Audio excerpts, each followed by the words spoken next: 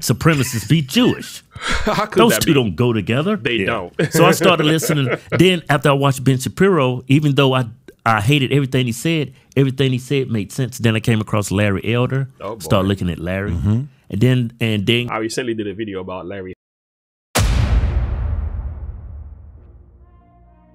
Hello friends, welcome to Look and Live. You're here with Pastor James Devallon, and this is The Perspective. Into this video, we're going to listen to the Hodge twins.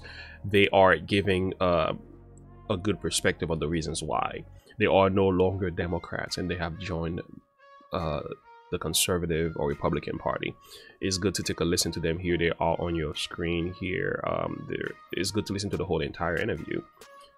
But this particular clip is about 6 minutes long, so how about we spend some time listening to the reasons why so many people today are leaving the Democratic Party and becoming Republicans. Why is this big switch happening? What are the trajectories as well? So how about we get into this thing right now? Let's take a listen. At what point are you guys, like at this point, politics, what role does politics play in your life at 18 years old going into boot camp? I thought all Republicans was racist. I thought all white people was racist. Yeah. I was raised to be a Democrat. My mama always taught us to say, see, look, Democrats are for blacks, Republicans are for whites. Yeah. She taught me that from as young as I can remember, like 5, 6, 7 years old. I remember we was watching. By the way, I just want to acknowledge, I really like that headset he's got on right now. Well, anyway, I just wanted to pause and do that. One thing he just said very quickly makes a lot of sense to me. Democrats are for blacks, Republicans are for white. Every black person could actually testify to this. And I can. And I came from a home that is apolitical. My mom didn't care a bit. My father was in Haiti for most of his life. You know, I had a stepfather. They didn't care about no politics. They just wanted to live.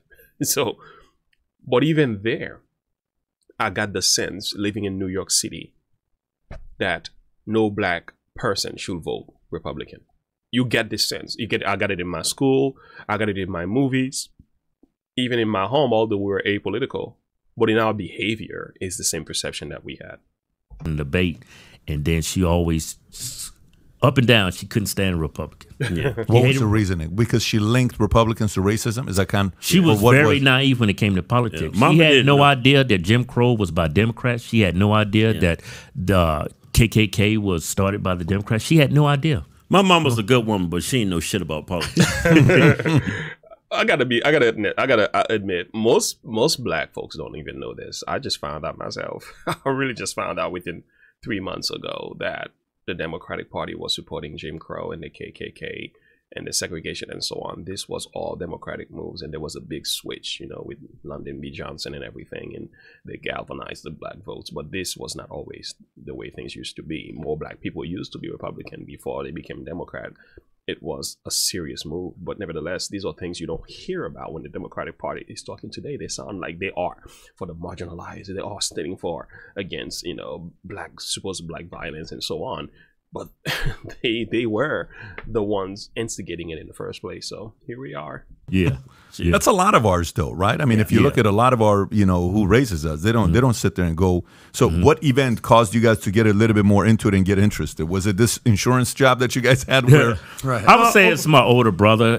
He was a Republican. He used to put things in my ear, but I just thought he was an Uncle Tom at the time. Yeah. You know, I think over time, as you like live your life and you have experiences with other people other than that look like you start to develop like, you know what? I have control over my life. If I make good decisions, I will go far. It has nothing to do with my skin color. And I think we just both saw that over time. Yeah. I love that. And I'm all about free thinkers. For those of you who know this, in this channel, that's what I do. And I like to let people think for themselves. I don't mind sharing my perspective and my view, even my biblical narrative and things like that. I will share those things with you, but I will not control your thoughts. But here is the thing. I love this. Many blacks are being made to feel that they have to vote a certain way without them considering the facts and making decisions based on their own conscience, which is something I have an issue with completely. I don't want you to tell me what to think. Give me the facts. Let me reason through it and wrestle on my knees and make my own decision. That's how I roll. Yeah. I remember when we first came across, I didn't know the difference between a liberal and a conservative. I came across Ben Shapiro, right? I remember he was on Piers Morgan show. They was going at Guns. Yeah, Guns. It was NRA, Second Amendment. Yeah. So I was a batshit crazy liberal at the time. You know, Ben Shapiro is something else. I'll tell you. I heard him about 2 years ago, and I heard him only for about a minute, and I was like, man, this is a smart dude, and I just kind of like blew him off, kind of thing. I'm like, oh, please, you know. But nevertheless, he's really, really smart.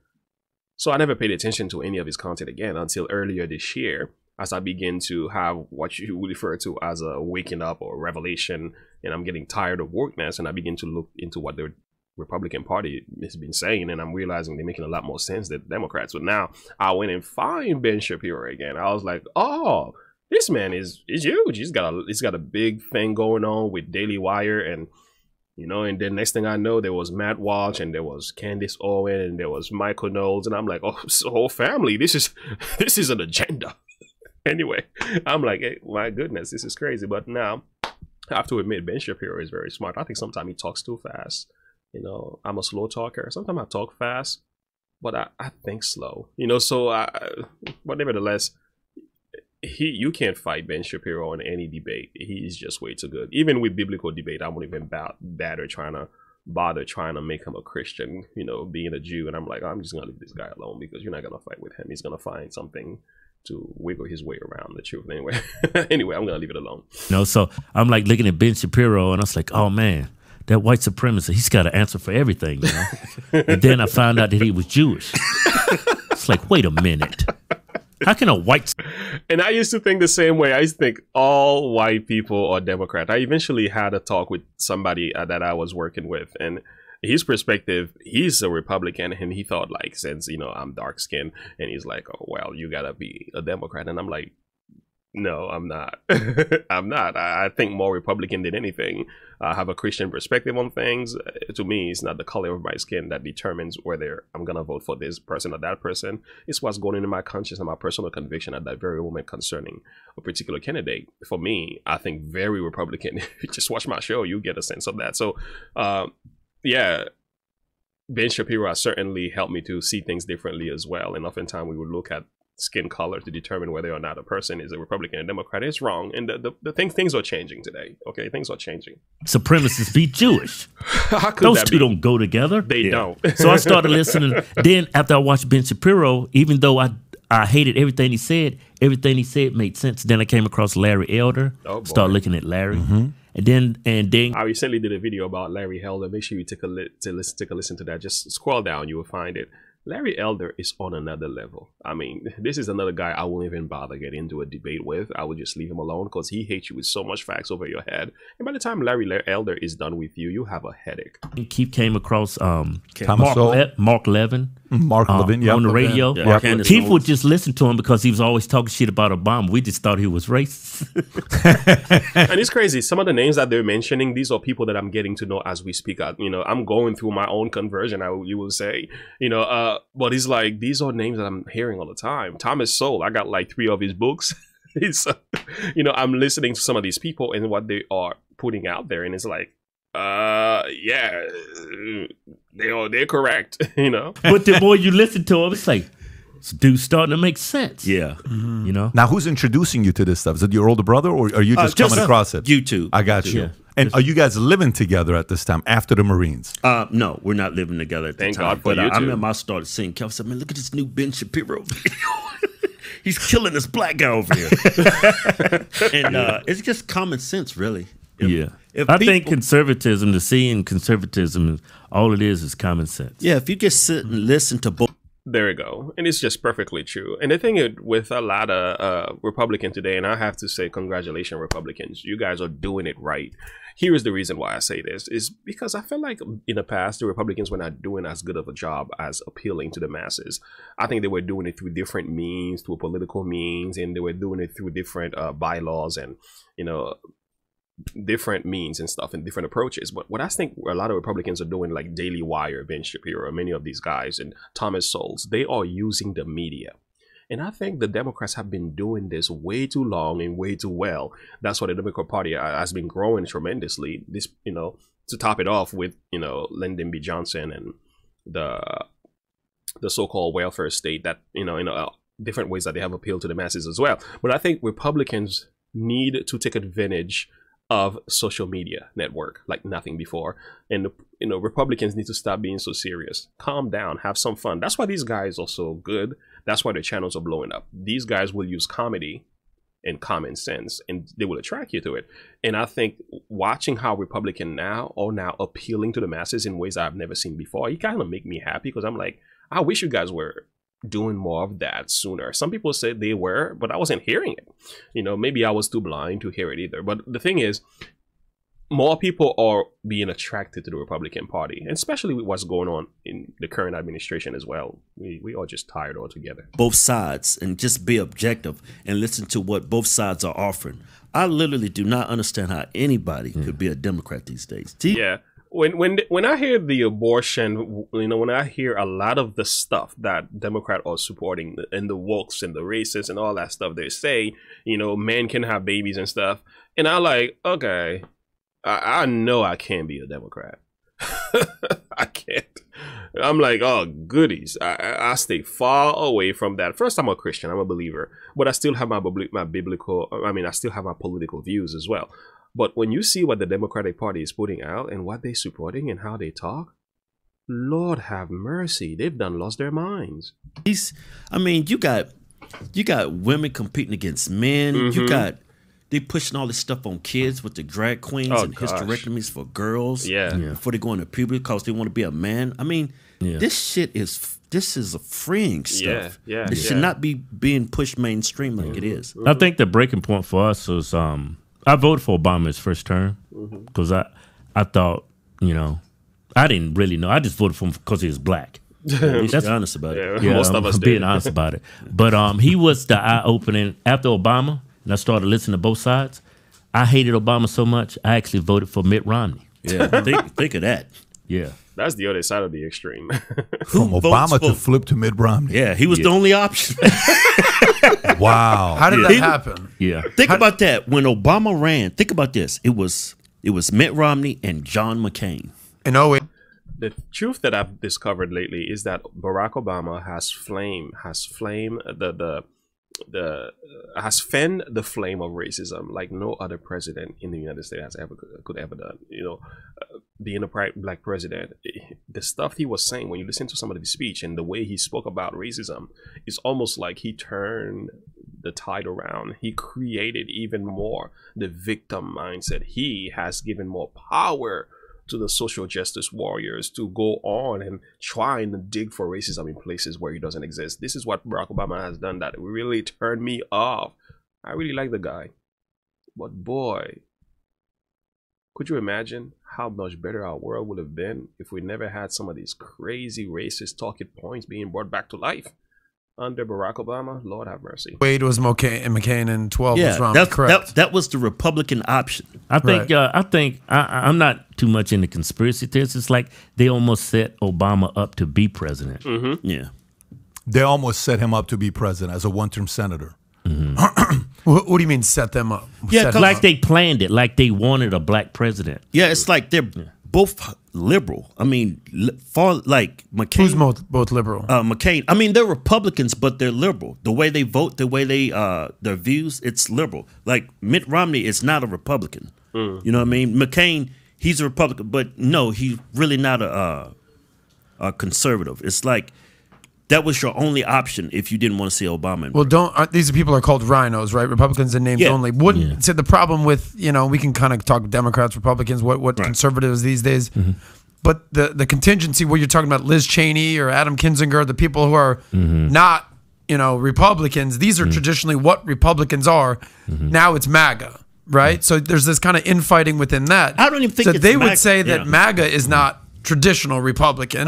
So how do you process that? I just think there's a bunch of disinformation. MAGA, I mean, Trump is not the Republican Party. Correct. Good point. Yeah, a lot of these MAGA Republican and being called fascist because people support Trump for whatever the reason may be. And I agree.